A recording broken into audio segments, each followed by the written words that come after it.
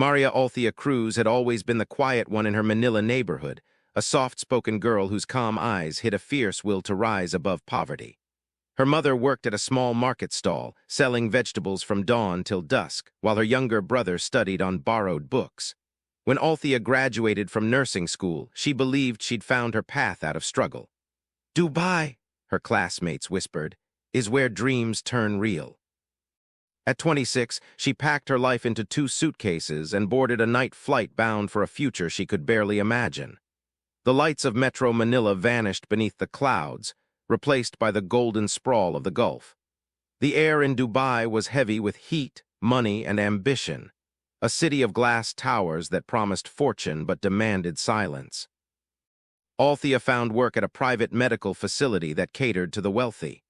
Her patients were businessmen, royals, and foreign dignitaries, people who spoke softly but lived loudly.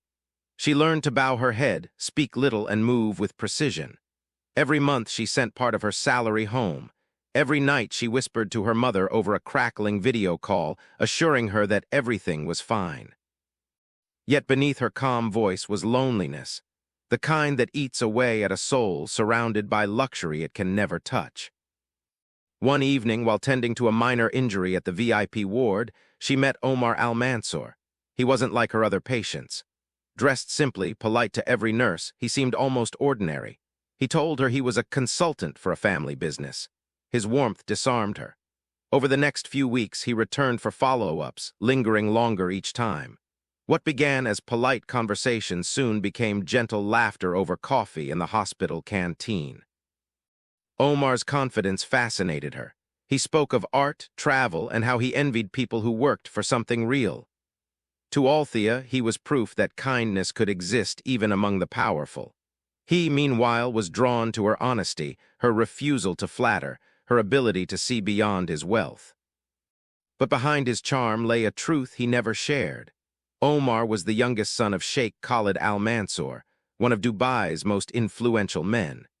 His family's empire stretched from oil to real estate, and their reputation was guarded like a crown jewel. For someone like him, falling in love with a foreign nurse was unthinkable. Still, he couldn't resist. Their meetings moved outside the hospital, secret dinners, late-night drives along Jumeirah, weekends in desert resorts under false names. Althea, believing he was free, gave her heart completely. She imagined a life where class and culture no longer mattered, where love was enough. In letters she wrote but never sent, she described him as the gentlest man I've known, but surrounded by walls of gold I can't climb. She noticed the men who occasionally followed them, the way he avoided photographs, how he always paid in cash. When she asked why, he'd smile and say, "My family is private. They wouldn't understand us yet." Weeks turned into months. Her friends teased her for glowing but warned her to be careful. "Men like that don't marry women like us," one said. Althea only smiled, because she wanted to believe her story was different. Then on a humid evening after her shift, Omar appeared at her dormitory gate, his driver waiting discreetly nearby. "Come with me," he said. "I want to show you something." He took her to a quiet beach, the skyline glittering in the distance. As they walked barefoot on the sand, he told her he loved her. He promised they'd soon have their own life, away from rules and expectations. That night, under the pale Dubai moon, Althea felt every dream she'd ever held within reach. She didn't yet know that the man beside her carried a last name that would one day seal her fate, and that her greatest secret had already begun. For months after that moonlit night on the beach, Maria Althea Cruz lived in a world that felt almost unreal. Days were spent in the sterile brightness of the hospital, where she smiled politely and followed protocol. Nights belonged to Omar. He would send a car to collect her after her shifts, always under different excuses. A meeting, a drive, dinner somewhere quiet. They met in hidden corners of the city, in villas rented under false names or by the sea where no one knew them. He told her that love was dangerous in his world, that people like his family didn't forgive what they saw as shame. But with every secret meeting, every soft confession in the dark, Althea's fear began to fade. She saw in Omar a man at war with himself, tender, intelligent, yet trapped in a gilded cage built by his father's power. He spoke about the pressure of being a Sheikh's son, of living every day under the weight of expectation. "I can't breathe around them," he once told her. "With you, I can." Those words became her lifeline. She believed their love was pure enough to conquer any barrier, even the walls of gold surrounding his family. When he placed a diamond bracelet around her wrist one evening and whispered, "You're my future," she thought it was a promise. But promises, in Dubai's world of appearances, often came with an expiration date. As the months passed, the secrecy grew heavier. Omar became harder to reach. His calls came at stranger hours, his moods shifting like desert winds. There were nights when Althea waited by her phone, watching the city lights fade into dawn. Still, when he finally appeared, exhausted, apologetic, bringing gifts and laughter, she forgave him every time. Her friends noticed the change. "You're glowing," one said, "but you're disappearing too." Althea brushed it off, insisting she was happy. She was certain he would keep his word, that once his business was settled, he'd take her home to meet his family. Then one afternoon, while working at the hospital, Althea fainted. The diagnosis came quietly from her colleague in the nurse's station, pregnant, around 6 weeks. For a moment the world went still. A rush of emotions hit her: joy, fear, disbelief. In her heart, it felt like a miracle, proof that their love was real. She imagined Omar's smile when she told him, his hands on her belly, the start of a new life together. That evening, she waited outside his apartment tower for nearly an hour. When he finally arrived, wearing a white kandjura and a worried expression, she took his hands and whispered, "Omar, I'm pregnant." At first, he said nothing. His face froze, his eyes flicking away as if searching for air. Then he muttered, "Are you sure?" When she nodded, tears in her eyes, he exhaled deeply, not in joy, but in fear. He pulled her inside, closed the door, and paced across the marble floor. "You don't understand," he said. "This can't happen now." Althea blinked, confused. "What do you mean? You said we'd get married." He shook his head. "My family, they'll destroy you, Althea. They'll destroy us both." She reached for him, but he stepped back. The space between them felt colder than the air conditioning humming through the room. For the first time, she saw the invisible walls around him, walls built not of stone, but of fear, loyalty, and blood.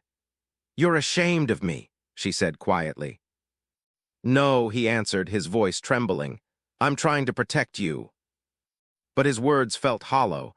Days turned into weeks, and Althea noticed the changes. He avoided being seen with her. Their meetings became shorter. His calls came only late at night. Once, when she tried to visit him, the guards at his residence turned her away. The fairy tale began to dissolve. One night, she saw a photo online, Omar attending a private gala beside a veiled woman identified as Layla Al-Saba, daughter of a Kuwaiti royal. The caption read, "Future union strengthens ties between two powerful families." Her stomach dropped, the room spun. Her world, built on whispers and promises, began to collapse. Althea called him repeatedly, but he didn't answer. The next day, she left him a message. "If you won't speak to me, I'll tell them myself. They deserve to know about me and about our child." Hours later, his driver arrived at her dorm with an envelope, a transfer of money, a short note in his handwriting. "Please stay quiet. I'll make things right soon." It was the first time she realized that silence had a price, and love, in his world, could only exist in the dark. In Dubai's upper circles, secrets travel faster than light, and in the Al-Mansoor household, nothing stayed hidden for long. For weeks, Omar had been living a double life, torn between the woman he loved and the world that owned him. His father, Sheikh Khalid Al-Mansoor, had raised him to be the family's future, a reflection of their legacy. The Sheikh was a man feared as much as he was respected. His word could build fortunes, his anger could erase them. To him, reputation was not just pride, it was survival. So when a senior aide presented him with a folder one morning, filled with surveillance photos of Omar meeting a Filipina nurse, his silence was more terrifying than rage. He studied the images, one by one. Omar's arm around her at the marina, a late-night dinner, the two leaving a villa together. Finally, he said only one thing: "Find out who she is." Within 24 hours, they had her entire life laid out: her passport, her address, her job, even the remittances she sent to Manila. When the Sheikh learned she was pregnant, he felt his control slipping, a blemish that could stain the Al-Mansoor name forever. Omar was summoned that evening to his father's private office, where silence was law and emotion weakness. The old man sat behind his massive desk, prayer beads in hand, eyes cold as stone. "Is it true?" Omar hesitated. "Yes, father." "You brought shame upon this family. Do you understand what she is?" Omar's jaw tightened. "She's the woman I love." The Sheikh slammed his palm on the desk. Love does not exist in our world. There is loyalty, blood, and duty, nothing else." The words hit like a sentence. The Sheikh's decision was final. Omar would marry Layla Al-Sabah, daughter of a powerful Kuwaiti family, sealing an alliance that had been years in the making.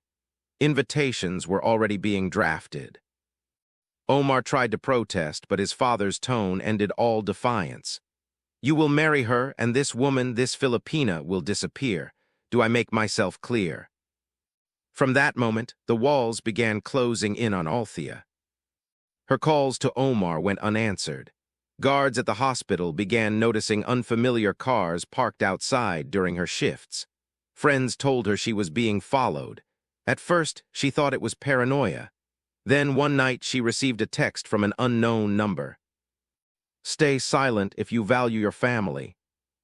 She showed the message to Omar, demanding an explanation. His reply was hesitant, terrified. "You have to trust me. Don't talk to anyone. My father knows everything." Those words broke her. The man she had loved, who once swore to protect her, now sounded like a stranger bound by fear. The following week, Althea saw the news confirming what she already feared: the engagement of Sheikh Khalid's youngest son to Layla Al-Sabah. The headline described the union as a celebration of honor and tradition. Omar never called. The same night, Althea sat alone in her small room, clutching the ultrasound photo of her unborn child. Her tears fell silently onto the page. The life she had dreamed of, the love she had defended, now felt like a lie built on sand. Still, she refused to accept silence. She gathered her messages, photos, and voice recordings, proof of their relationship, and stored them safely on a cloud drive. If the world refused to see her, she would make them look. Meanwhile, in the Al-Mansoor palace, Sheikh Khalid gave one final order to his security chief.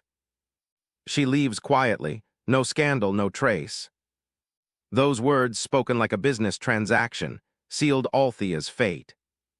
As the Sheikh's empire glittered beneath the Dubai sun, a shadow began to stretch beneath it, the kind born not from night, but from the truth no one dared to speak aloud. And somewhere in that darkness, a young woman prepared to fight for her life, unaware that every step she took was already being watched. 2 weeks after the announcement of Omar's engagement, Maria Althea Cruz lived like a ghost. She stopped answering friends' calls, avoided work gatherings, and walked home with her head low, always checking if someone was behind her. Each night she stared at her phone, waiting for a message that never came. Then one evening it did. A text from Omar: "I need to see you. Come to the island. We can talk and fix everything." The words hit her like a wave. She should have felt relief, but instead a chill ran through her. Still, she wanted to believe. She packed a small bag, tucked her ultrasound photo inside, and told her roommate she was taking a short trip. "He just wants to explain," she said softly, as if saying it aloud could make it true. The next morning, a black SUV collected her from her apartment. The driver said little, his eyes hidden behind mirrored sunglasses. The ride was silent except for the hum of the highway and the wind against the glass. Hours later, they reached the marina, where a private boat waited under the bright, empty sky. As Dubai's skyline faded behind her, Althea watched the waves shimmer in the sun, endless, glittering, and strangely cold. The island appeared on the horizon like a mirage. White sand, palm trees bending in the wind, and a mansion rising from the rocks. It looked like paradise, but something about its stillness felt wrong. Omar was waiting at the dock. He looked tired, almost hollow, his eyes red as if he hadn't slept. "I'm glad you came," he said, forcing a smile. She ran into his arms, clinging to the memory of the man she'd once known, but his embrace was brief, stiff, careful. Inside the villa, the air smelled of salt and perfume. Every surface gleamed, yet the silence pressed in. There were servants, but they kept their distance, moving quickly, eyes down, vanishing after each task. Over dinner, Omar barely spoke. Althea tried to fill the silence, talking about the baby, her hopes, how she wanted to start over. He stared at his plate, then whispered, "Things are complicated. My father, he's watching everything. You shouldn't have come." Her heart pounded. "You asked me to," she said. He looked up, and for a moment she saw fear, not of her, but of something larger. "I'm trying to protect you," he said again, the same words he had used before. Outside, the sea roared against the rocks. The sun sank into the horizon, painting the sky in blood-red light. Later that night, Althea stood on the balcony, staring at the waves. The wind was sharp, the air heavy with unease. From below, she could see two guards patrolling near the shore, their shadows long under the floodlights. Somewhere deep inside, she knew this wasn't a reconciliation. It was a goodbye disguised as hope. And by dawn, hope would be the most dangerous thing she had left. Night on the island fell thick and heavy. The sea was restless, wind whipping the palms against the villa's glass walls. Inside, Althea sat on the edge of the bed, the room glowing with the cold blue of a single lamp. She had spent the evening waiting for Omar to speak, but he hadn't. When he finally entered, his phone still in his hand, she asked quietly, "Are you going to keep pretending nothing's happening?" He didn't answer. He poured himself a drink instead, the sound of ice echoing like a countdown. "Omar," she said again, firmer this time, "you asked me to come, tell me why I'm here." He looked up, eyes clouded with exhaustion. "Because I didn't know what else to do." "What does that mean?" "It means everything is falling apart." She stood, anger breaking through fear. "You lied to me. You're marrying someone else while I carry your child." Her voice cracked but didn't fade. "Do you know what it's like to see your life destroyed online while you hide behind silence?" Omar flinched. "You don't understand." "No," she interrupted. "You don't. I loved you. I believed every promise. And now your father wants me gone like I never existed." He gripped the edge of the table, his knuckles white. "You don't know what my father can do. If he finds out you came here, he'll—" "He already knows," she said, pulling out her phone. She opened a folder, her thumb hovering over a recording. "You told me once that if anything happened, I should protect myself. I did." She pressed play. His voice filled the room, warm, affectionate, unmistakably his, confessing their relationship and the pregnancy. Omar froze. "Why would you keep that?" he whispered. "Because I knew this day would come." The glass slipped from his hand and shattered. He stared at her, breathing hard. "Do you realize what you've done? If that gets out, it's over for both of us." "Then tell them the truth," she said. "Tell them you love me, that this child is yours." He shook his head. "You don't understand how power works here. There's no truth, only control." "Then I'll make them hear mine." Her words hung in the air like a verdict. For the first time, he saw not the quiet nurse he had fallen for, but a woman who refused to vanish. He moved toward her, pleading now. "Please delete it. I'll take care of you. I'll send money, a house, anything you need. Just delete it." Tears streamed down her face. "You think this is about money?" Omar's desperation curdled into anger. "You don't know what you're doing," he shouted. "You'll destroy everything." She backed away. Maybe some things deserve to be destroyed. The storm outside howled. Lightning flashed, illuminating their faces, love twisted into fear. In the brief silence that followed, something inside him snapped. He lunged forward, grabbing the phone. Althea fought back, screaming his name, clawing at his hands. The recording kept playing, their voices tangled with the sound of breaking glass. "Stop, Omar, you're hurting me." The struggle spilled onto the balcony. Rain lashed against them. She tried to pull free, shouting that she was going to leave, that she would go to the police. He caught her wrist. For a second, both froze, her eyes wide with terror, his with disbelief at what he had become. Then she slipped. A scream cut through the storm, followed by a sickening thud below. The world went silent except for the sea crashing against the rocks. Omar stood there, drenched, staring down at the motionless figure in white. Her phone lay shattered beside her. For a moment he didn't move. The rage drained away, leaving only shock. He stumbled down the stairs, calling her name, begging her to wake up. But when he touched her face, she was already cold. The guards arrived minutes later, their expressions blank. One whispered into a radio. Another handed Omar a towel, as if trying to erase what had just happened. By morning, the villa was scrubbed clean. Her body, wrapped in linen, was placed on a stretcher. A private doctor signed the papers, accidental fall. Omar watched as the boat carried her away through the mist, her name already fading from the world. He wanted to scream, but the island swallowed every sound. And as the tide rose to wash away the last traces of blood on the rocks, only the wind dared to speak her story, a confession written not in words, but in silence. Morning came muted over the island, a gray veil spread across the sea. The storm had passed, leaving behind only silence, the kind that feels heavier than sound. Inside the villa, one window stood open, the curtains twisting slowly in the breeze. Omar hadn't slept. He sat in the corner of the living room, clothes still damp, his hands shaking. The memory of the night replayed again and again, her scream, the flash of lightning, the sound that followed. Every time he closed his eyes, he saw her falling. Outside, the guards waited for orders. No one dared approach the villa until sunrise. When one finally did, he found Omar standing barefoot on the terrace, staring at the shoreline below. His face was blank, drained of all color.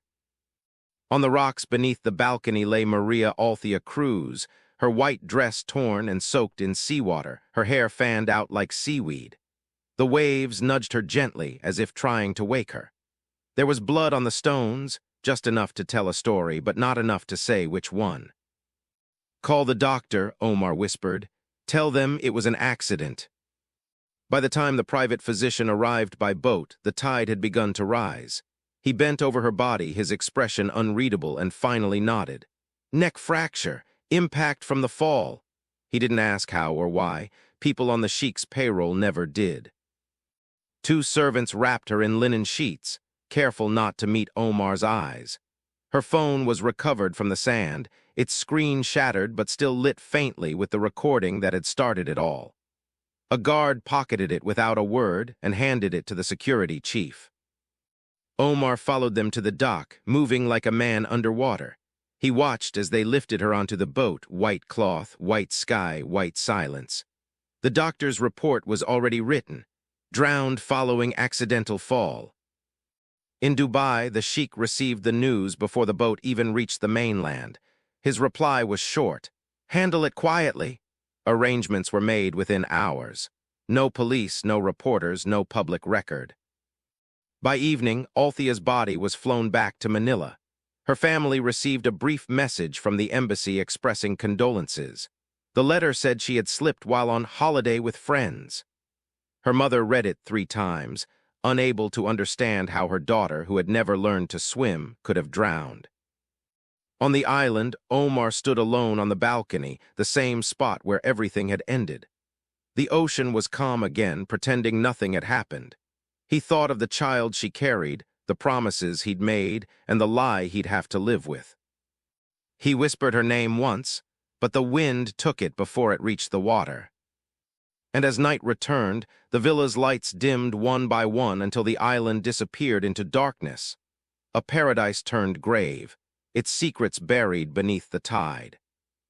The body of Maria Althea Cruz arrived in Manila 3 days after her death, sealed in a wooden casket and accompanied by an official document from Dubai. Accidental drowning during private holiday. The report was stamped, signed, and brief, too brief for a life so full. Her mother, Luz, met the coffin at Ninoy Aquino International Airport. She had no strength to cry. Instead, she stood motionless as embassy officials offered rehearsed condolences. "She must have slipped," one said gently. Luz only nodded, her eyes fixed on the coffin as if waiting for it to breathe. The wake was held in their small home in Quezon City. Neighbors came with candles and food, whispering prayers and disbelief. Luz refused to let the coffin be buried immediately. "Something isn't right," she murmured. "My daughter was careful, she never swam, she was pregnant, how could she drown?" A local journalist, Celine Vargas, heard about the story from a nurse friend who had worked with Althea. The details didn't add up: no travel records, no friends accompanying her, no photographs of this supposed holiday. Celine began to dig. Then came the first crack in the official story. During the autopsy conducted by a private pathologist in Manila, bruises were found on Althea's wrists and neck, marks consistent with a struggle, not a fall. There was water in her lungs, but not enough to confirm drowning. Someone had tried to make it look that way. The report was leaked online. Within hours, social media exploded. OFW nurse found dead after affair with Dubai royal. Filipina's death ruled accident, but autopsy shows signs of violence. People began to piece the fragments together: the mysterious boyfriend, the sudden trip, the pregnancy. Hashtags demanding justice trended overnight. The Al-Mansoor family issued a short statement through their lawyers, denying all allegations and calling the reports defamatory. But denial could not drown the noise anymore.